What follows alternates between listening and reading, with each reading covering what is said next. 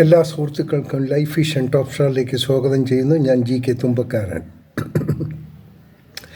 എൻ്റെ നാട്ടുകാരനായ മന്ത്രി ശിവൻകുട്ടി അവരുടെ ഒരു പ്രസ്താവന ഇന്നലെ എനിക്ക് കേൾക്കാനിടയായി.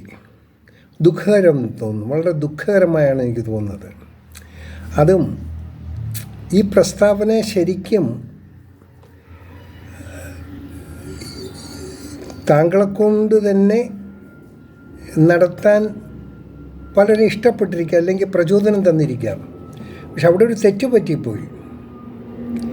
ഞാൻ എന്നെ നേരിട്ടറിഞ്ഞില്ലെങ്കിലും എനിക്ക് അങ്ങയെക്കുറിച്ച് നല്ലതുപോലെ അറിയാം. അതായത് വളരെ നാളുകൾക്ക് മുമ്പേ, അതായത് ഉള്ളൂരിൽ താമസമുള്ള സമയം മുതൽ അറിയുന്നതാണ്. താങ്കളുടെ വീട്ടിൽ, ഉള്ളൂരല്ല സുഭാഷ് നഗറിലുള്ള വീട്ടിൽ ഞാൻ പല കാര്യങ്ങൾക്ക് ബന്ധപ്പെടുകയും ചെയ്തു. ബട്ട് ഇപ്പോൾ ഒരു വലിയ ഗ്യാപ്പുണ്ട്.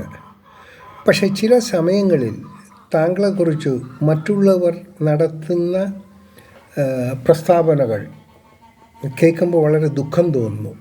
അങ്ങനെ ഉണ്ടായിരിക്കുന്നതായിരുന്നു.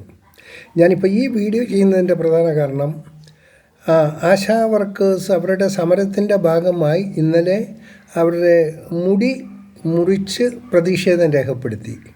അപ്പോൾ അതിനെക്കുറിച്ച് താങ്കൾ നടത്തിയ ആ പ്രസ്താവന കേട്ട് ഞാൻ തന്നെ ലജ്ജിച്ചു പോയി. കാരണം അത് താങ്കൾ നടത്തേണ്ട പ്രസ്താവനയല്ല.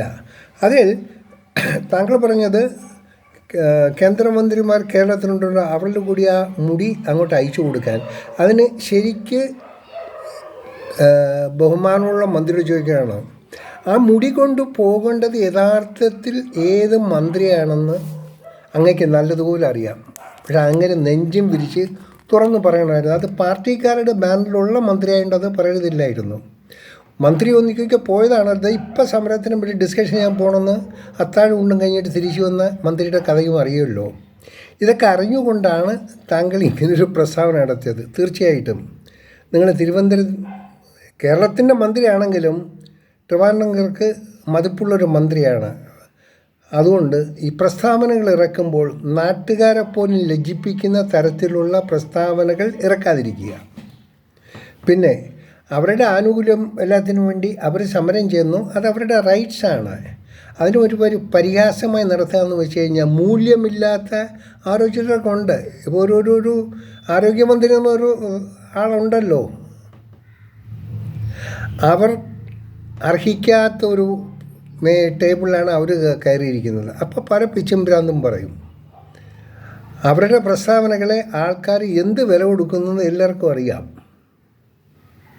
അതുകൊണ്ട് ദയവ് ചെയ്ത് നാട്ടുകാരനായ എൻ്റെ ബഹുമാനപ്പെട്ട മന്ത്രിയോട് പറയുന്നു, പാർട്ടിക്കാർ, താങ്കൾ വിശ്വസിക്കുന്ന പാർട്ടി ഉള്ളവർ തന്നെ താങ്കളെ കൊണ്ട് പല വിഡ്ഢിത്തരങ്ങളും വിളിച്ചു പറയാൻ താങ്കളെ നിർദ്ദേശിക്കും, അല്ലെങ്കിൽ താങ്കൾക്ക് വേണ്ട ഒരു പ്രചോദനം തരും. പക്ഷേ ആലോചിക്കുക, നാണം കെടുന്നത് താങ്കളാണ്, അവരല്ല.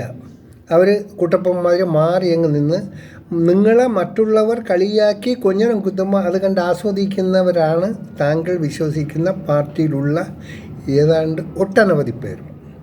സോ തിരുവനന്തപുരം മന്ത്രിയോട് ഞാൻ പറയുന്നു, ഇനിയെങ്കിലും ഒരു പ്രസ്താവനകൾ ഇറക്കുമ്പോൾ അത് നല്ല രീതിയിലൊന്ന് ചിന്തിച്ച് ആലോചിച്ച ശേഷം പറയുക. താങ്കളുടെ വായിൽ നിന്ന് വരുന്ന പ്രസ്താവനകൾ 1-9 ചിത്രീകരിച്ച് പത്രത്തിടുന്ന ആൾക്കാരും കുറവല്ല, മാധ്യമപ്രവർത്തകരും. ഇതൊക്കെ എല്ലാം അറിയാം. ഒരു മാധ്യമപ്രവർത്തക പോലെ ആയിരുന്നല്ലോ ഇപ്പോഴത്തെ നമ്മുടെ ആ ആരോഗ്യമന്ത്രി. അതായത് ഇത് ഈ ലെവലിൽ പോയി നമ്മുടെ ഈ ആരോഗ്യമന്ത്രി ഇനി ഈ പോകുമ്പോൾ ഒരു ID കാർഡ് എടുക്കണം, ഞാൻ കേരളത്തിൻ്റെ ആരോഗ്യമന്ത്രിയാണ് എന്നൊരു ബാനർ ഇട്ടാൽ ഇവരെക്കുറിച്ചും ലോകം അറിയാം. അല്ലാത്തവർക്ക് ആർക്കും ഇങ്ങനെ ഒരു മന്ത്രി ഉണ്ടെന്നും അറിയില്ല. കാരണം അവർ ഇതുമായിട്ടൊരു ബന്ധമുള്ള കാര്യങ്ങളെല്ലാം ഇപ്പോൾ ചെയ്യുന്നതും ഓരോ പ്രസ്താവനകൾ നടത്തുന്നതും. അതുകൊണ്ട് എനിക്ക് എൻ്റെ നാട്ടുകാരനായ മന്ത്രി ശ്രീ ശിവൻകുട്ടി അവர்களോട് പറയാനുള്ളത്, എന്ത് പ്രസ്താവനയാണേലും അതിനു മുമ്പ് ഒന്ന് ആലോചിക്കുക. എന്ത് വിളിച്ച് പറഞ്ഞാലും അതിനെ ആ പ്രസ്താവനകളെ കളിയാക്കി പാർട്ടിയിലുള്ളവർ തന്നെ അങ്ങോട്ടും ഇങ്ങോട്ടും കണശാവണശ പറയുന്നത് കേൾക്കാൻ നമുക്ക് പറ്റുന്നില്ല. അങ്ങേ കൊണ്ട് ഒരുപാട് വിഡ്ഢിവേഷം കെട്ടാൻ താങ്കളുടെ പാർട്ടിക്കാർ ശ്രമിക്കുന്നുണ്ട്.